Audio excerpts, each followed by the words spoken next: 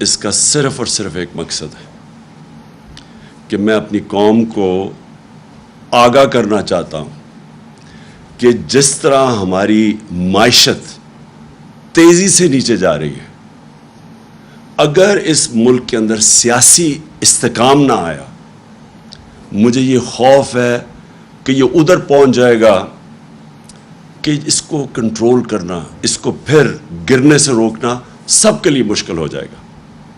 آج میں نے اپنی جو معیشت کی ٹیم تھی اس کے ساتھ بیٹھ کے ہم نے یہ سارا ڈسکس کیا۔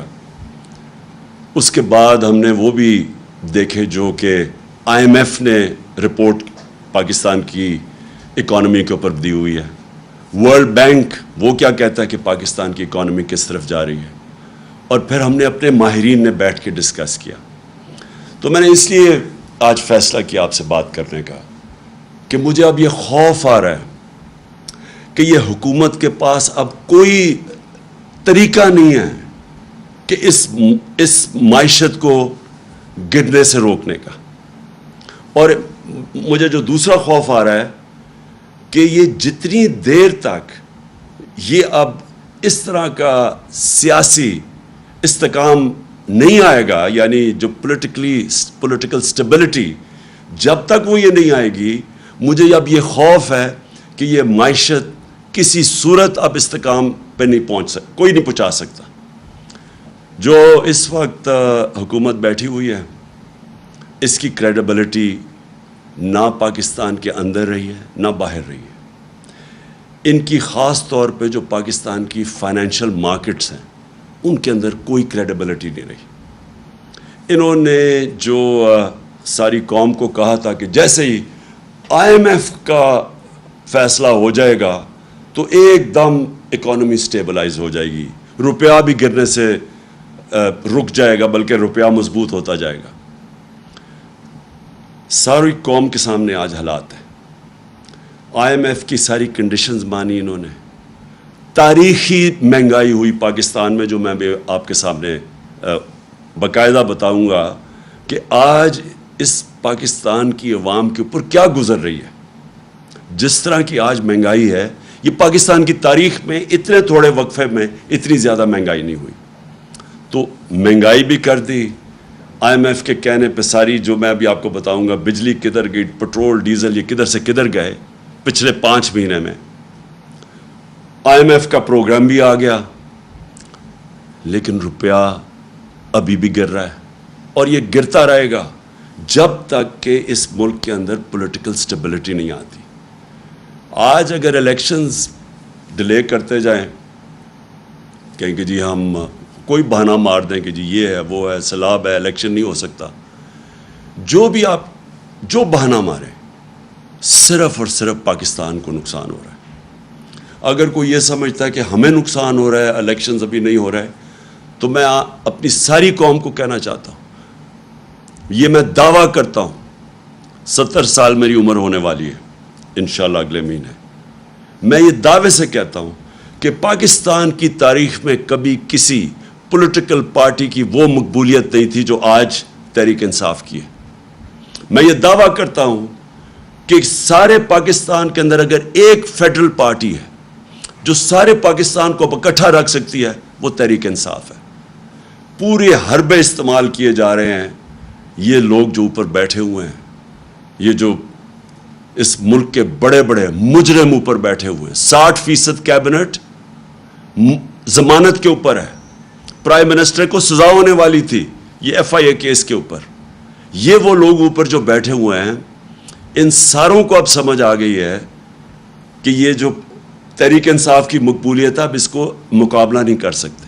لہٰذا یہ کر کیا رہے ہیں کہ بجائے ملک کا سوچنے کے، سوائے اپنے کرپشن کیسز خارج کروانے کے لیے، اور ساروں نے مل کے وہ جو 1100 ارب روپیہ انہوں نے جو امینڈمنٹ کیا نیب پہ، سوائے اس کی فکر کرنے کی، ان کے پاس کوئی حل نہیں ہے پاکستان کی یہ معیشت کو اور ملک کو سدھارنے کا۔ میں آج آپ کے سامنے یہ جو دعویٰ کرتے ہیں کہ جی ہمیں بہت بڑا مشکل پاکستان ملا، ہمیں تو پتہ نہیں بارودی سرنگیں مل گئیں، شہباز شریف جس کو بہت شوق تھا پرائم منسٹر بننے کا، اور کئی ایسے یہاں لوگ بیٹھے ہوئے تھے، وہ سمجھتے تھے کہ آئنسٹائن کے بعد دوسرا آدمی شہباز شریف آئے گا، ایک دم سارا ملک ٹھیک کر دے گا. وہ سارے سب کو آج میں یہ کہہ رہا ہوں کہ یہ جو کہہ رہے ہیں کہ سارا کچھ ہمارے پہ ڈال رہے ہیں، میں آج آپ کو اسٹیٹکس سے بتاتا ہوں، فیکٹس اور فگرز سے، اعداد و شمار سے بتاتا ہوں کہ ہمیں کون سا پاکستان ملا تھا 2018 میں، یہ جو نون لیگ چھوڑ کے گئی تھی، اور ان کو کون سا پاکستان ملا تھا. یعنی ہم جب گئے تھے اپریل میں تو تب پاکستان کے کیا حالات تھے. یہ کہتے ہیں نا بہت برے حالات تھے. جب 2018 میں جب ہمیں پاکستان ملا تھا تو جو ہمارے ریزروز تھے، جو اصل مسئلہ بھی آپ کی قوم کو بتا دوں، مسئلہ کیا ہے؟ مسئلہ یہ ہے کہ بیرونی خسارہ ہے، جس کو کہتے ہیں کرنٹ اکاؤنٹ ڈیفیسٹ. جتنا آپ کا بیرونی خسارہ بڑھتا جاتا ہے، آپ کو اپنے ریزرو سے پیسے دینے پڑتے ہیں، ریزروز کم ہوتے جاتے ہیں، اور جیسے جیسے ریزروز کم ہوتے جاتے ہیں روپے پہ پریشر پڑ جاتا ہے، روپیہ گرنا شروع ہو جاتا ہے، ڈالر مہنگا ہونا شروع ہو جاتا ہے. جب ڈالر مہنگا ہوتا ہے تو جو بھی چیزیں آپ باہر سے خریدتے ہیں وہ سب مہنگی ہو جاتی ہیں. جس میں تیل ہے وہ آپ باہر سے خریدتے ہیں، وہ بجلی، کیونکہ بجلی کے اندر بھی جو فیولز ڈالتے ہیں، کوئلہ یا گیس باہر سے خرید کے یا پھر تیل ڈالتے ہیں، وہ ساری مہنگی ہو جاتی ہیں. تو سب کچھ مہنگا ہو جاتا ہے جیسے جیسے آپ کا روپیہ گرنا شروع ہوتا ہے. تو لہٰذا سب سے امپورٹنٹ چیز ہوتی ہے کہ آپ کا جو بیرون ملک خسارہ، کرنٹ اکاؤنٹ ڈیفیسٹ، وہ کنٹرول میں ہو. اب یہ جب ہمیں ملا تھا پاکستان کی تاریخ کا سب سے بڑا بیرونی خسارہ تھا، 20 ارب ڈالر کا خسارہ تھا. ان کو یہ کہتے ہیں نا بڑا مشکل وقت ملا تھا. ان کو جب اپریل میں جو انہوں نے سازش کر کے ہماری گورنمنٹ گرائی، تو ان کو جو کرنٹ اکاؤنٹ ڈیفیسٹ ملا تھا، بیرونی خسارہ، وہ تھا 16 ارب ڈالر. اب یہ سمجھنا ہے، ہمیں 20 ارب ڈالر ملا، ان کو 16 ارب ڈالر ملا. ہم ان کی ووٹ آف نو کانفیڈنس سے پہلے ہم نے کتنا ادھر سے، جدھر ہمارے ریزروز یہ جو چھوڑ کے گئے تھے 9.8 پہ، جب ووٹ آف نو کانفیڈنس انہوں نے درج کروایا، جس کی وجہ اس کے بعد سیاسی ہماری انسٹیبلٹی ہونی شروع ہو گئی، تو 16.2 ارب ڈالر کے ہمارے ریزروز تھے. پھر سے یہ جب چھوڑ کے گئے تھے پاکستان 9.8 تھا. جو ہم چھوڑ کے گئے تھے، انہوں نے کہا نا بڑا مشکل پاکستان چھوڑ کے گئے. ہمارا ووٹ آف نو کانفیڈنس سے پہلے 16.2 ارب ڈالر کے ریزروز تھے. آج یہ IMF کا ڈیل بھی سائن کر بیٹھے ہیں، اور آج ریزروز ہیں 8.8 پہ. اس کے بعد جو اب آپ کا جب بیرونی خسارہ ہوتا ہے تو آپ کیسے وہ کم کرتے ہیں؟ اب کیسے کم کرتے ہیں؟ دو ہماری بڑی چیزیں، ایک ہم ایکسپورٹ کرتے ہیں تو وہ ڈالرز آتے ہیں، اور دوسرا بیرون ملک پاکستانی ہمیں ریمیٹنسز بھیجتے ہیں، وہ جو پیسہ بھیجتے ہیں. یہ جب چھوڑ کے گئے تھے تو یہ یاد رکھیں 20 ارب ڈالر کا خسارہ، لیکن ریمیٹنسز کتنی تھی اوورسیز؟ 19 ارب ڈالر کی، اور ان کی ایکسپورٹس کتنی تھی؟ 24 ارب ڈالر کی. ہم جب چھوڑ کے گئے 20 سے کم خسارہ کیا، 4 ارب ڈالر کم کیا 16 پہ، لیکن ہماری آمدنی کدھر پہنچ گئی؟ 19 ارب ڈالر سے ہماری ریمیٹنسز گئی 31 ارب ڈالر پہ. 12 ارب ڈالر کی ہم نے مزید اور آمدنی کی، یعنی ہمارے پاس زیادہ پیسے کیے اپنے یہ قرضے واپس کرنے کے لیے. اور دوسرا ہماری ایکسپورٹس، یہ 24 ارب پہ چھوڑ کے گئے تھے، 32 ارب ڈالر پہ ہم ایکسپورٹس لے کے گئے. تو ہم نے ملک میں زیادہ ڈالرز بھی لے کے آئے اور ہمارا خسارہ بھی کم تھا. میں یہ اس لیے کہہ رہا ہوں کہ بار بار پروپیگنڈا کیا جاتا ہے جی بڑا مشکل ہمیں ملک چھوڑ کے گئے. یہ وہ ملک چھوڑ کے گئے تھے، ہمارے لیے ان سے زیادہ مشکلات تھی. ہم نے وہ ملک ہمیں ملا، پہلے تو خسارہ سب سے بڑا، اس کے بعد ہم نے وہ سٹیبلائز کیا، اس کے بعد کرونا آ گیا. 2 سال کووڈ-19 دنیا کا ایک صدی کے اندر ایک دفعہ اتنا بڑا بحران آتا ہے. 2 سال ہم اس بحران سے بھی گزرے. ہمیں یہ اب سیلاب کا ان کا بحران آیا ہوا ہے، یہ جو خاص طور پہ سندھ میں اور خیر سارے قوم کا ہے اس وقت مشکل وقت سے، لیکن ذرا ان کا اب رسپانس دیکھیں اور ہمارا رسپانس دیکھیں. جو ہمارا کووڈ-19 کا بحران آیا تھا، دنیا نے اکنالج کیا کہ پاکستان وہ 3 ٹاپ ملکوں میں تھا جس نے سب سے بہترین اتنا بڑا کرائسس کا مقابلہ کیا. ہم نے کیا کیا انسینٹیوز دی، ہم نے کیسے اپنے لوگوں کو ان کا روزگار بچایا، ہم نے کیسے کنسٹرکشن انڈسٹری کو انسینٹیوائز کیا، ہم نے کیسے بڑی کمپنیز کو قرضے دیے تاکہ وہ لوگوں کو بے روزگار نہ کرے.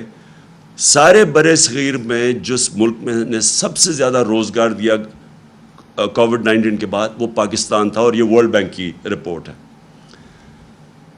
تو پہلے میں صرف یہ آپ کو بتانا چاہتا تھا کہ یہ جو کہتے ہیں نا کہ بڑا مشکل وقت تھا، اگر یہ ہوتے جس طرح کا کرونا کا جو اتنا بڑا بحران آیا تھا، اگر یہ ہوتے، یہ تو سارے کہہ رہے تھے ملک کو لاک ڈاؤن کر دو، اور انہوں نے ابھی تک جو ان کا رسپانس آیا ہے اس کے اوپر، سیلاب کے اوپر، ان کے پاس تو کوئی پلان ہی نہیں ہے ابھی تک. کسی کو کوئی روڈ میپ ہی نہیں نظر آ رہا.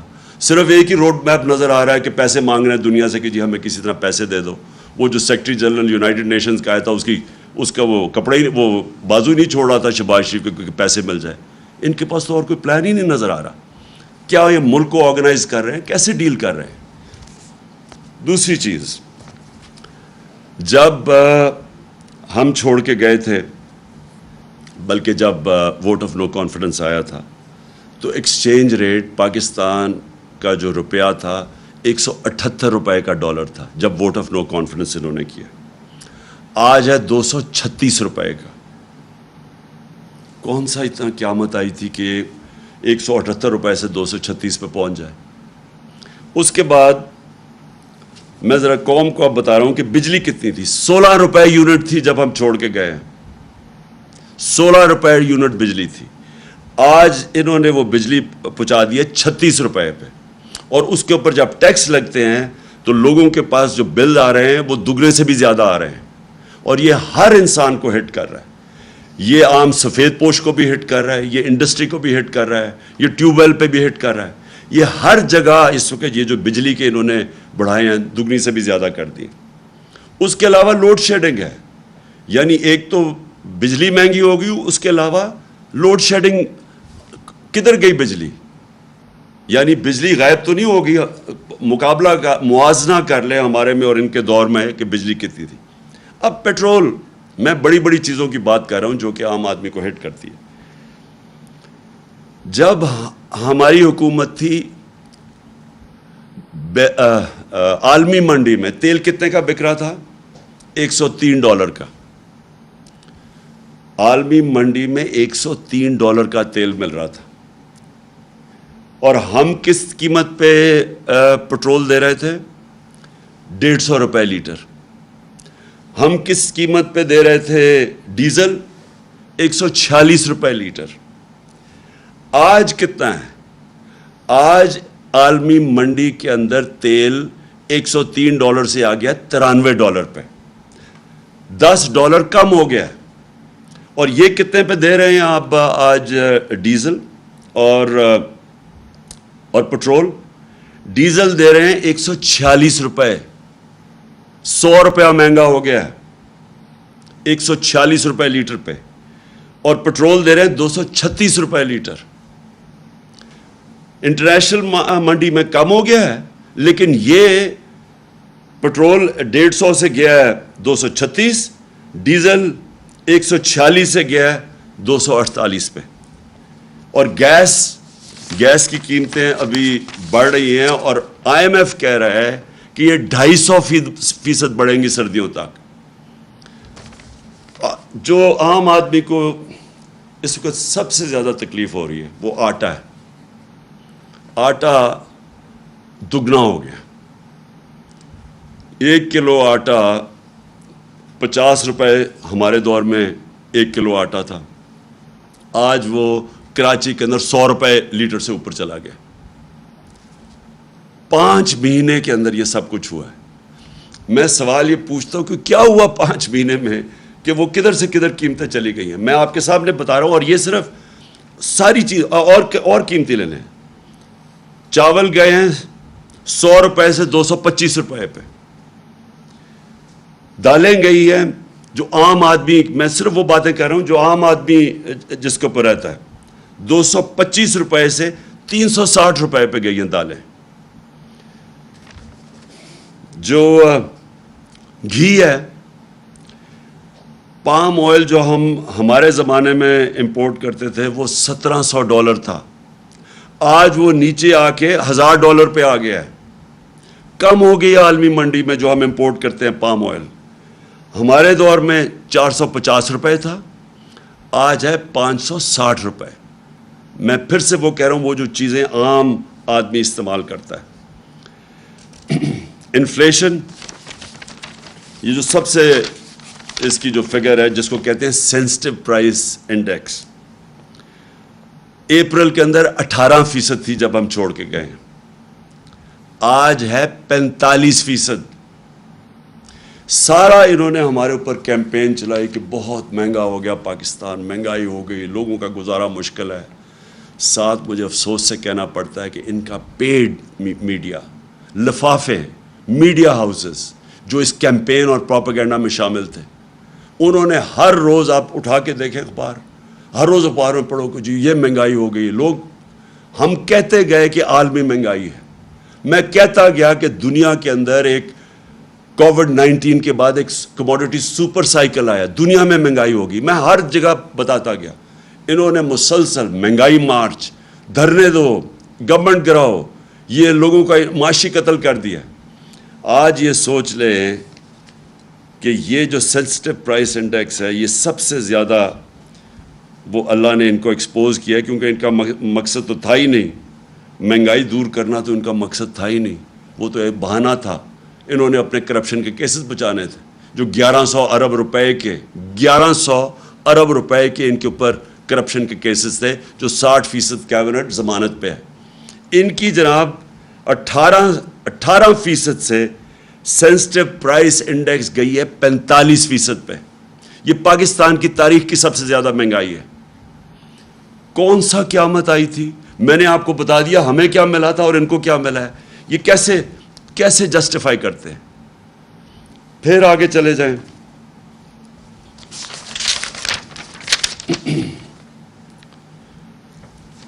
एक तरफ महंगाई बढ़ रही है, दूसरी तरफ इकॉनमी कॉन्ट्रैक्ट कर रही है। मतलब ये कि जो हमारा 17 साल के बाद हमने उस जगह से मुल्क जो इधर छोड़ के गए थे, उधर से निकाल के हमने जो पाकिस्तान की जो रेट थी, ग्रोथ रेट थी, जो दौलत में इजाफा था, जिसको ग्रोथ रेट कहते हैं, हमारे आखिरी 2 साल में 5.6% और चौथे साल के अंदर 6%। 17 साल के बाद ये पाकिस्तान की सबसे बेहतरीन इकोनॉमिक ग्रोथ थी, 17 साल के बाद। अब ये मुझे बताएं कि आज प्रेडिक्ट कर रहे हैं कि 0.6% पे ग्रोथ रेट चली गई है, यानी वहां से गिर के नीचे आ गई है। इसका मतलब क्या है? ग्रोथ रेट क्यों गिरेगी? मैं अब आपको बताऊं। जो टेलीफोन की इंडस्ट्री और जो गाड़ियों की इंडस्ट्री है, उसमें 50% वो बंद हो गई है, यानी वहां बेरोजगारी अब फैल रही है। इसका जब इंडस्ट्री बंद होती है तो इसका सिर्फ यही नहीं मतलब कि बेरोजगार होंगे, टैक्स के अंदर कमी है। हमारे दौर में पाकिस्तान की तारीख का, जब हम छोड़ के गए थे अप्रैल में, पाकिस्तान की तारीख का सबसे ज़्यादा टैक्स इकट्ठा किया गया था, जिसकी वजह से हमने सब्सिडाइज किया था पेट्रोल और डीजल। हमने अपने लोगों को महंगाई से बचाया हुआ था, और क्योंकि हमने सबसे ज़्यादा पैसा इकट्ठा किया था आमदनी में।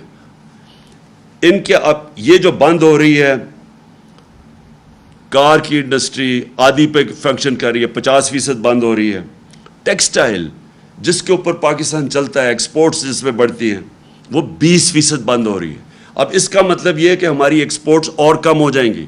جب ایکسپورٹس کم ہوں گی اس کا مطلب ڈالر کم آنے شروع ہوں گے. جب ڈالر کم آنے شروع ہوں گے بیرونی ملک کا خسارہ بڑھ جائے گا. جب وہ خسارہ بڑھے گا روپے کے اوپر اور پریشر پڑ جائے گا. تو ٹیکسٹائل 20% انڈسٹری بند ہو گئی ہے. سیمنٹ 34% سیمنٹ سیلز کم ہو گئی ہیں. پٹرول جس کے اوپر بھی گورنمنٹ پیسہ بناتی ہے, جب پٹرول زیادہ بکتا ہے تو گورنمنٹ کی آمدنی میں اضافہ ہوتا ہے. 22% پٹرول مہنگائی کی وجہ سے وہ کم ہو گیا. اور اب جو دو چیزیں ہم پاکستان فیس کر رہے ہیں, ایک طرف مہنگائی, دوسری طرف بے روزگاری, جس کی وجہ سے ورلڈ بینک اور IMF اب کہہ رہی ہیں کہ پاکستان انتشار کی طرف جا رہا ہے, سول انریسٹ کی طرف جا رہا ہے, سری لنکا والے سچویشن کی طرف جا رہا ہے, کیونکہ ان کے پاس اب کوئی حل نہیں ہے اس کا. تو میں آخر میں اب جو جس کی وجہ سے میں نے یہ آج آپ کے سامنے پریس کانفرنس کی تھی, میں جو آپ کے سامنے اب چیز رکھنا چاہتا ہوں وہ کیا ہے. ایک میں آپ کو فگر دیتا ہوں. ایک ہوتی ہے انٹرنیشنلی ایک ملک کی رسک ہوتی ہے, یعنی اگر ہم اس ملک کو قرضہ دیں تو وہ کیا چانس ہے وہ قرضہ واپس کرنے کی, اس ملک کو وہ کیا اس کے پاس اتنی سکت ہے کہ وہ قرضہ واپس کر سکتی ہے. پاکستان کی جو فائنینسنگ ہے, یعنی ہمیں ہر سال, اس سال ہمیں $30 ارب ہمیں فائنینس کرنا ہے. یعنی $30 ارب کی ہم نے جو ہمارے اوپر لائبلٹیز ہیں, ہم نے جو قرضے لیے ہوئے ہیں, ان کی قسطیں ہیں, ان کے اوپر جو سود دینا ہے وہ ہے $30 ارب. IMF, ورلڈ بینک اور ایشین ڈیولپمنٹ بینک, ان کا جو ملا کے بھی ہمارے پاس پیسہ آئے گا نا, کیونکہ ہم نے IMF ڈیل سائن کر دی ہے, وہ بنے گا $8 ارب. باقی $22 ارب ہمیں دنیا سے فائنینس کروانا ہے. اب یہ جو میں اپنی جو مجھے خطرہ اب نظر آ رہا ہے, میں اس لیے یہ پریس کانفرنس کیا ہے, جو رسک ریٹنگ ہوتی ہے نا, جو انٹرنیشنلی جو ادارے ہیں, کریڈٹ ریٹنگ ادارے ہیں, موڈیز, فچ, یہ جو ادارے ہوتے ہیں یہ ریٹ کرتے ہیں کہ اس ملک کی یہ ہمارے دور میں ہماری کریڈٹ ریٹنگ پازیٹیو تھی, جب سے ہم گئے ہیں وہ نیگیٹو پہ آ گئی ہے. یعنی کہ وہ یہ سمجھتے ہیں کہ اس ملک میں اب سکت نہیں ہے قرضے واپس کرنے کی.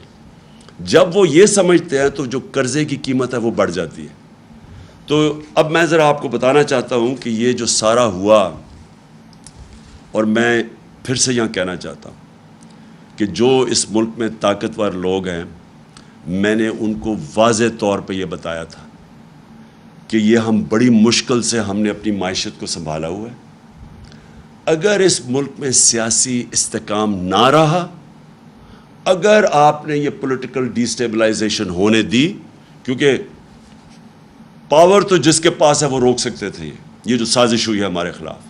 میں نے تب کہا اور میں نے شوکت ترین کو بھی کہا کہ ان کو بتاؤ کہ ایک دفعہ ہماری سیاسی استحکام نہ رہا, یعنی یہ جو ووٹ آف نو کانفیڈنس یہ جو دائر کر رہے ہیں اور پولیٹیکل انسٹیبلٹی آ رہی ہے, اس کا ڈائریکٹ امپیکٹ پڑے گا ہماری معیشت پہ.